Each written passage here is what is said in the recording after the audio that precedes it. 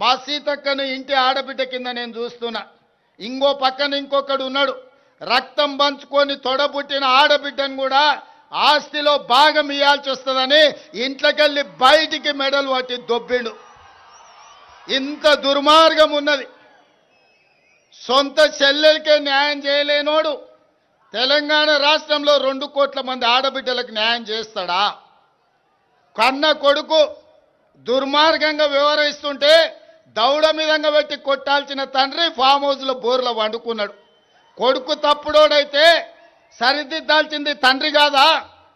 ఇవాళ సొంత బిడ్డని ఇంట్లోకెళ్ళి బయటకు వెళ్ళగొడుతుంటే కొడుకు తండ్రి మౌనంగా ఉన్నాడంటే ఆ నేరంలో తండ్రి కూడా సగం భాగం ఉన్నట్టే. అట్లాంటి తండ్రి కొడుకులు మన రాష్ట్రానికి దాపురించిండ్రు. వీళ్ళే ఈ తెలంగాణ రాష్ట్రానికి శనీశ్వరులు, తెలంగాణ రాష్ట్రాన్ని పట్టి పీడిస్తారు. అతనికంటే గనుడు ఆచంట మల్లన్న అన్నారు. తండ్రి కొడుకులు ఇంట్లో